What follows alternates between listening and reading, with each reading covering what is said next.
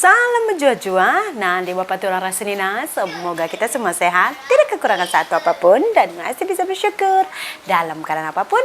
Amin. Hai, selamat petang. Apa kabar kalian semua pemirsa?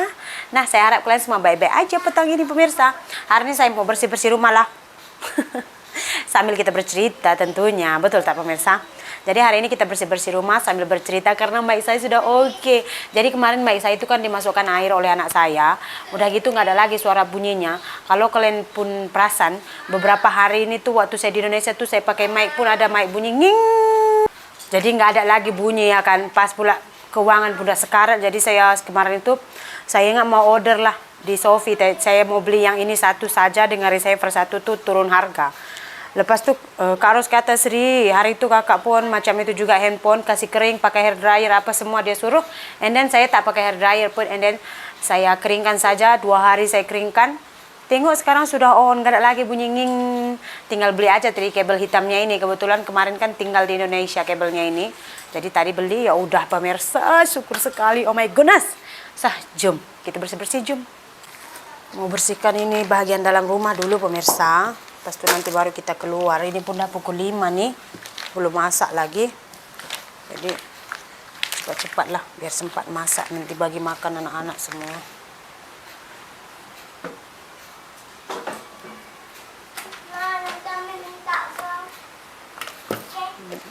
Ada lagi bubur tadi beli. Nih, ayam pun semalam saya buat sambal ayam. Ada lagi. Tadi saya bawa beli tripod ini di DIY pemirsa, murah pula, Rp12.90. Tapi dia agak inilah, agak mehong-mehong dia ini. Mau putar-putarkan kun. Sudah ketat kali saya buat ini, tapi goyang juga. Oh.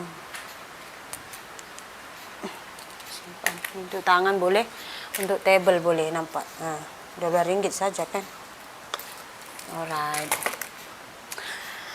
Sebab adik saya, ada ipar saya, tripod tangan dia hilang. Tripod untuk table dia tuh udah patah. Saya pikir, di sana tuh agak susah nyari-nyari tripod pemirsa. Cari-cari ke Binjai pun belum tentu ada. Makanya kemarin saya tinggalkan. Kalau di kampung saya senang aja mau beli ini, saya pikir. Duduk santai. Lepas itu udah seda yang udah petang, baru start buat kerja. Udah pukul 4 dah. Siap semua baru nanti. Ini pun pemirsa hari itu ada orang sudah booking saya punya sofa, tapi dia hari itu cakap bayar. Saya cakap apa, nanti time ambil saja bayar. Lepas itu tiba-tiba orang yang beli sofa saya nih udah berhenti kerja estate ini, jadi nggak jadi dia beli sofa ini. Tarikh pindah kami tergantung pada cepat atau tidaknya laku barang-barang ini pemirsa ya.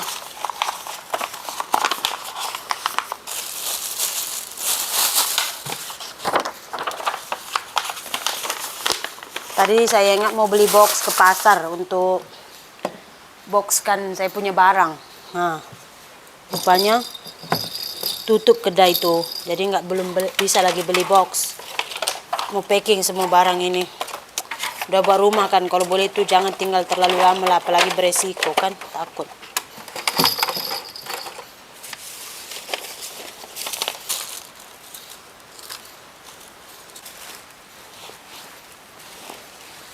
Kalau udah sampai di sini memang vlognya seperti ini pemirsanya seputar rumah. Ada satu video pemirsa, video saya ceritakan di TikTok saya. Tapi kalau di TikTok tuh responnya semua positif lah pemirsa. Semua tuh setuju lah dengan apa yang saya. Tapi mungkin kalau di sini saya ceritakan kepada kalian, mungkin akan ada pro dan kontra ya. Tapi biasalah, mana ada semua sesuai dengan apa yang kita inginkan. Cuaca panas pemirsa, tapi hujan. Tadi pulang pasar udah pukul 1. Jadi udah panas sekali ngeringkan kain. Udah kelamaan saya rasa pakai apa namanya itu, klip. Jadi saya letak semua, angin udah habis semua terbang lah. Ada juga beberapa ini yang belum kering lah.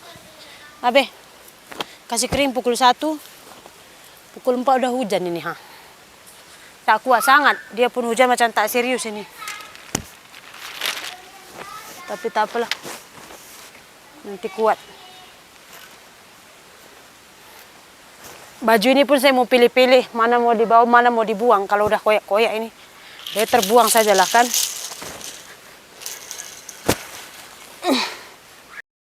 Untung cepat saya angkat pemirsa, nampak tak hujan.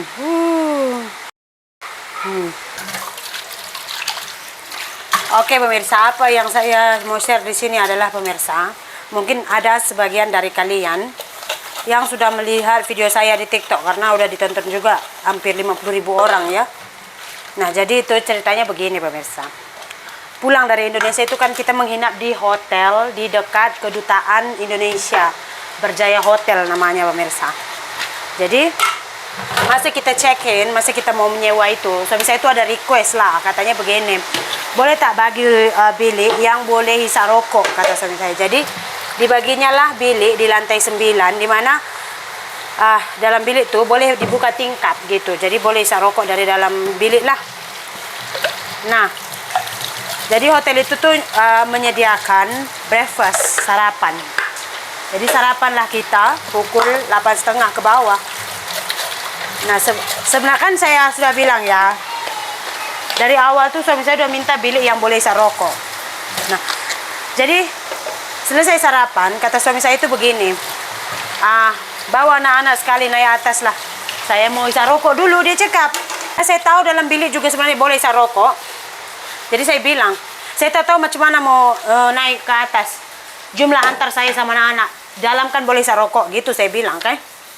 Jadi pas saya bilang begitu, suami saya itu diam aja, dia nggak bilang apa-apa gitu pemirsa.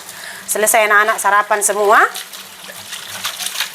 jalanlah kita kan sama-sama. Singgem pun jalanlah, dia pun ikut jalan gitu. Saya pikir dia pun ikut masuk ke bilik. Masa saya sarapan dengan suami saya ada cakap dekat suami saya lah. Saya cakap, sayang, ini hotel kebanyakannya orang Indonesia lah. Saya bilang, macam mana awak tahu, dia cakap.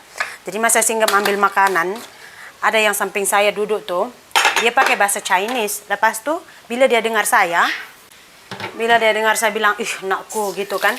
Terus dia bilang, dari Medan, katanya kayak gitu. Saya bilang, oh iya Pak, dari Medan. Oh, ngapain di sini, katanya. Jadi saya bilang ada urusan ke kedutaan besok pagi. Oh, kita mau ke sini ke rumah sakit Advent, katanya gitu. Oh iya, istrinya mungkin sakit waktu itulah ya kan.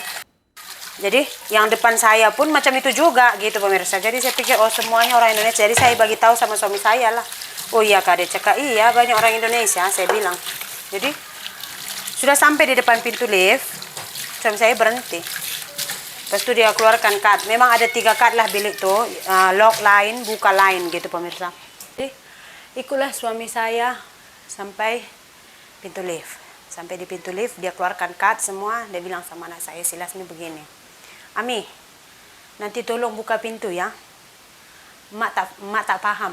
Dia tak pernah masuk hotel mewah macam ini. Dia tak tahu apapun. Nah, nanti ini untuk buka, ini untuk tutup, nanti mau lock ini. Pokoknya diajarinya si Lasmi di depan hampir 12 orang adalah gitu. Semua berantur menunggu lift. Ada yang naik, ada yang mau turun mungkin lah pemirsa. Jadi masa suami saya berbicara seperti itu, semua orang itu tengok saya dengan keadaan saya menggendong baby. Saya nggak bilang apapun, saya hanya diam aja, macam saya tengok arah lift lah gitu. Saya tengok arah lift, saya diam saja pemirsa. Udah, suami saya terus pergi, dia keluar hisap rokok. Saya lah masih menunggu pintu lift terbuka. Pas pintu lift terbuka kan, satu uncle nih, dia bilang, masuk gitu. Saya masuk lah kan. Lepas tu saya tekan lantai 9, saya tekan 9, dia kata, mau naik lantai 9, kata, iya, saya bilang. Terus udah sampai di lantai 9, sebenarnya lift ini kalau udah sampai aja di tujuan kita, nggak usah kita tekan buka pun, dia kan buka aja ya. Jadi ditekannya buka. Sebentar, tunggu buka, pelan-pelan keluar, katanya kayak gitu pemirsa. Macam kita ini diajari macam orang dari Goa, keluar dari Goa, and then masuk lift, begitulah pemirsa. Saya pun terima kasih Pak. And then saya masuk dalam, saya ambil kad yang pansedia biru, saya masuk ke dalam. And then sampai suami saya di dalam, saya agak bad mood. Saya langsung tak mau sembang, karena kalau saya terus sembang, mungkin akan keluar kata-kata yang kasar gitu. Jadi setelah 10-15 menit saya urus anak semua, and then saya bilang sama suami saya begini, kenapa awak cakap saya bodoh depan orang ramai? Memanglah, you tak tahu kan, dia cakap. First kita sampai sini, saya juga yang buka pintu. Awak juga cakap ini banyak kan, apa kan? Saya cakap maybe cut lock line, cut open line, kau try saja, itu macam saya cakap kan. Lepas tu Saya cakap, saya tak tahu sebab saya nak awak ikut naik atas. Sebab apa-apa dalam hotel ni rosak ke pecah, kita kena bayar. Tahu kan anak awak macam mana? Kalau awak tinggalkan saya seorang yang kontrol diorang, contoh gelas atau apa-apa pecah, berapa kita mau bayar? Itu macam itu pasti saya cakap saya tak tahu, jom naik atas sama-sama. Sebab saya pun tahu kalau dalam bilik kita ini boleh je hisap rokok, saya bilang. Lepas tu awak cakap bodoh-bodoh saya depan orang ramai, macam mana orang tengok saya tahu? Saya malu. Kalaupun awak ingat saya ni bodoh, tak tahu apa pun, kenapa awak tak sembang Tamil je dekat Ami? Ami faham kot bahasa Tamil. Saya sudah awal bagi tahu dekat awak. Ini semua orang Indonesia, dia orang faham bahasa Melayu. Saya cakap, kuat suara awak membodoh-bodohkan saya. Begini pemirsa ya, mungkin kalian fikir yang saya ini, Sri ini kenapa sih suka kali menceritakan keburukan suami? Kadang-kadang di sini tuh udah penuh, tahu tak? Udah penuh di sini. Jadi saya tak nak cerita kepada family saya tak cerita kepada tetangga saya. Jadi kepada siapa lagi saya bercerita? Saya cerita bukan mengharapkan simpati siapa-siapa, dan saya bukan mengharapkan yang kalian harus kasihan kepada saya bukan mengharapkan kalian akan sokong saya dan membenci suami saya, tidak. Saya berharap, kenapa saya share di sini, biar ada suami-suami yang melihat video saya ini, kadang-kadang kata-kata sedikit yang kalian lontarkan kepada istri di depan orang ramai itu menusuk sekali, rasanya sakit sekali. Dan suami saya itu tipikal orang yang seperti ini, tahu. Bukan sekali dua kali, tahu. Di mana-mana saja. Jadi tolonglah kalian, para suami, jangan buat seperti ini, tahu, sakit. Apalagi ya mungkin karena saya ini orang Indonesia jadi dipandang lemah, tak punya ilmu atau itu terpulang kepada kalian. Saya ini cerita juga biar jangan ada orang seperti saya, gitu aja sih pemirsa.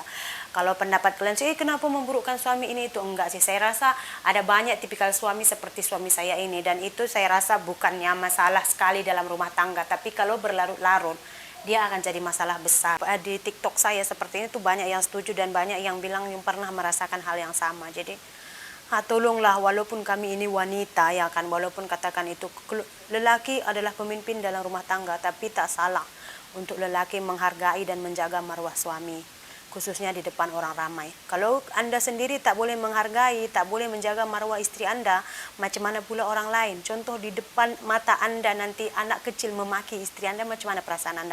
Harga diri Anda juga yang nanti tidak ada ya kan, maknanya dia tidak menghormati Anda. Karena apa? Karena depan Anda juga berani dia buat istri Anda seperti itu.